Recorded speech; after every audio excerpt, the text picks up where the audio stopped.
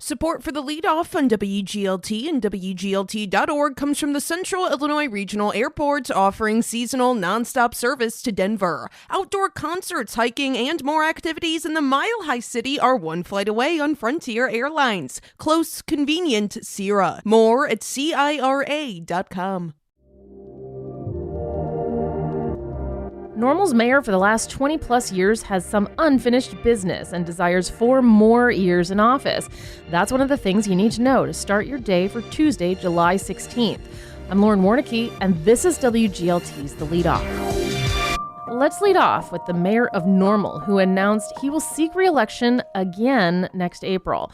More from WGLT student reporter Ben Howell. If elected in the nonpartisan municipal contest next year, Mayor Koos would have a 6th full term in office. He was appointed in 2003 to fill part of an unexpired term. Koos says he wants to continue improving the livability of the town and the strength of its economy. But the idea that we'd have a more diverse economy, a more diverse workforce opportunity, to me was always something. From the day I started this job, was very important to me, and we've succeeded. He says he believes he is better positioned than ever to leverage his experience to help the town. My ability to work with long-term standing relationships with federal and state partners, I think I have a lot to offer the community. Koos is also on the national board of the Amtrak Rail Passenger Service. He operates his own business. He's vice president of the Illinois Municipal League, and he's vice chair of the Transportation Committee of the U.S. Conference of Mayors. That's a lot for a person who just had his 76th birthday. The mayor says age is not now an issue. You know, for me, it's self-realization, self-awareness, to be really honest with yourself. Do you, at your age, do you have the energy? Do you have the health to do this? And my answer today is yes, I do. Koos says he does not take the weighty responsibility of leadership lightly. For The Leadoff, I'm Ben Howell. Here are some other stories we're following in the WGLT newsroom. U.S. Senator Dick Durbin says Congress has a responsibility to examine the security failures at the Pennsylvania rally in which a 20-year-old man tried to assassinate former President Donald Trump. Durbin chairs the Senate Judiciary Committee. He says everyone, including the media, needs to tone down the political rhetoric. Illinois Republicans opened that party's national convention in Milwaukee yesterday with a prayer of thanks that Donald Trump survived the assassination attempt. Republican National Committee woman Demetra DeMonte says God sent an angel to move over Trump's face ever so slightly to avoid the assassin's bullet.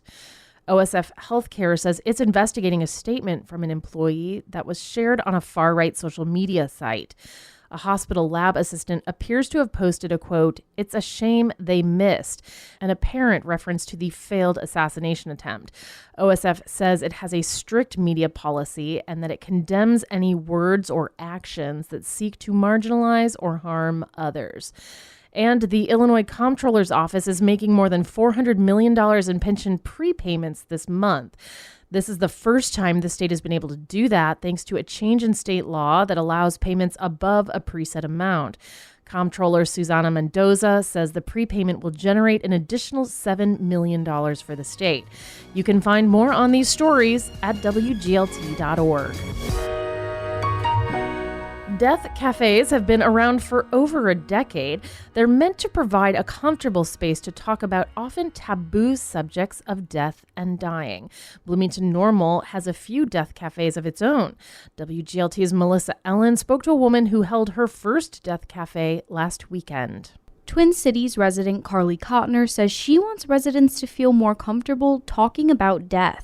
I lost a lot of family when I was really young, and as I got older, it felt very odd to me when friends or partners had the first death in their life and they didn't know how to cope with that. As she's grown and continued to encounter death both in her personal life and at work, Cotner says she was inspired to become a death doula, which is a person who's trained to help people deal with the emotional turmoil of losing loved ones and dying. In an effort to spread her expertise beyond clients, Cotner decided to start hosting death cafes. This Sunday, a handful of people gathered at a Bloomington wellness studio for the first one. They formed a circle on the floor, had coffee and cookies, and shared how they felt about dying. No one wants to talk about death. No one wants to imagine that they are going to die one day, but we will. And I know you all know that because you're here. Kottner let the group steer conversation, pulling threads they put out on how they wanted to die, how to plan for their deaths, and how they feel about the concept.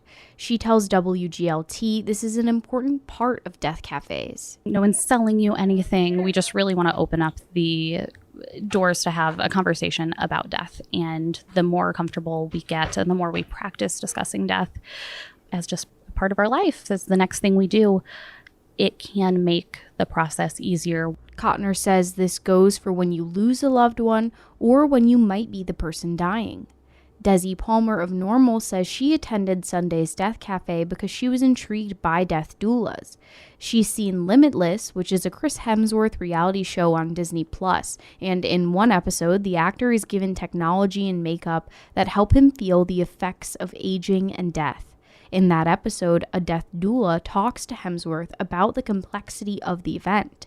Palmer says she was interested in exploring that herself. Seeing people discuss what death would be like and what passing would be like, and, being in that headspace really was a side I hadn't thought of before with death. Palmer says she wants to go to more death cafes after attending this one, and that it was nice to normalize conversation surrounding the topic. I just think it's important for people to open up their dialogue about this, and that it's not necessarily something scary to think about. It's an eventuality that is going to happen, and it's okay to talk about that and become comfortable with that. And I hope that more people start to come. Facilitator and death doula Carly Kottner says she plans to host another death cafe sometime soon, but a date hasn't been set.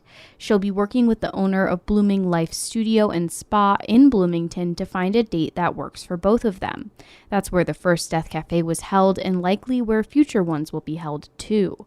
Kottner says she's hopeful to host another one in September. In the meantime, Normal Public Library has been hosting death cafes of its own.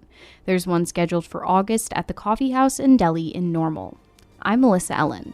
Before we let you go, the Heartland Community College Board holds a board retreat tonight to discuss strategic planning. And that's it for today. I'm Lauren Warnicki. The show is produced by Lou Warner. You can subscribe to the Leadoff on the NPR app or wherever you get your podcasts.